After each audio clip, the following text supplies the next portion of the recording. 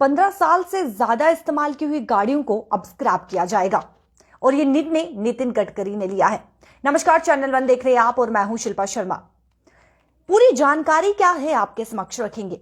15 साल से अधिक यानी कि जिनका टाइम पीरियड 15 साल से ज्यादा हो चुका है, अब उन गाड़ियों को कबाड़ में बदला जाएगा। अब उन गाड़ियों को कबाड़ में तब्दील किया जाएगा, उन्हें स्क्रैप किया जाएगा।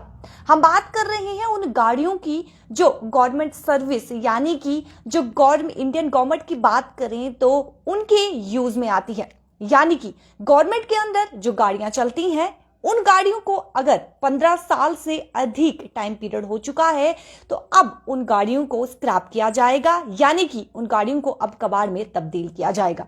गाड़ियों की बात करें तो जो भी गवर्नमेंट के अंडर आती हैं, जो भी सर्विस के लिए यूज की जाती हैं, इस्तेमाल की जाती हैं, यानी कि ट्रक, कार्स, बसेस की बात करें, जो भी इस्तेमाल की जाती हैं उन सब गाड़ियों को स्क्रैप किया जाएगा, कबाड़ में बदला जाएगा। और ये निर्णय नितिन गडकरी ने लिया है। ये निर्णय आपको बताते चले नितिन गडकरी ने साफ तौर पर लिया है। और पीएम मोदी की बात करें यानी कि नरेंद्र मोदी जी की बात करें तो उनके गाइडेंस में ये निर्णय जो है वो लिया गया है। और साफ तौर पर आपको ये बताते चले कि इनॉग्रेशन के दौरान जो नागपुर में इनॉग्रेशन हुई थी, एग्रो विजन एग्रीकल्चर एग्जीबिशन जो नागपुर में हुआ था, उस दौरान ये बातचीत हुई। उस दौरान नितिन गडकरी ने साफ तौर पर यह कहा कि अब जो भी 15 साल से जिन भी गाड़ियों का 15 साल से अधिक टाइम पीरियड हो चुका है, यानी कि जो भी इंडियन गवर्नमेंट के अंदर जो भी यूज होती हैं, गवर्नमेंट सर्विसेज के लिए जो गाड़ियां यूज होती हैं जिनका टाइम पीरियड 15 साल से अधिक हो चुका है, अब उन गाड़ियों को कबाड़ में तब्दील किया जाएगा। साथ ही साथ इसका क्या कुछ रीजन है, यानी कि इसके पीछे का क्या कुछ रीजन है, आपसे साझा करना चाहेंगे। सबसे पहले आपको ये बताते चलें कि जिस तरीके से एथेनॉल की यूसेज जो है वो बढ़ती जा रही है। पुरानी गाड़ियों की अगर बात करें तो अगर एथेनॉल ब्लेंडेड पेट्रोलियम यूज किया जाता है तो उन इंजन पर असर पड़ता है, जिससे शिकायतें जो है वो सामने आती हैं।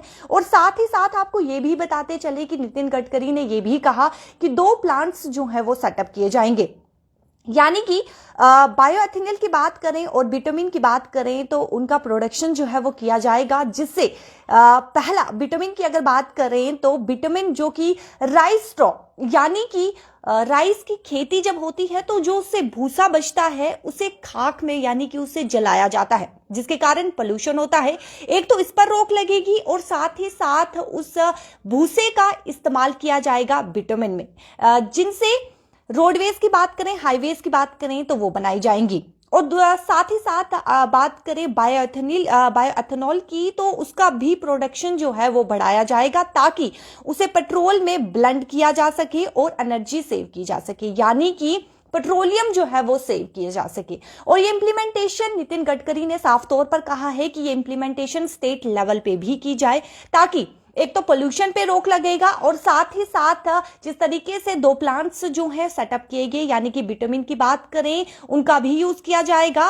राइस स्ट्रॉ की बात करें, जिस तरीके से मैंने कहा कि जो राइस खेती होने के बाद जो भूसा बच जाता है उसे खाक में बदला जाता है, यानी कि उसे जलाया जाता है, तो उसका यूज जो है वो अब बिटुमिन में किया जाएगा।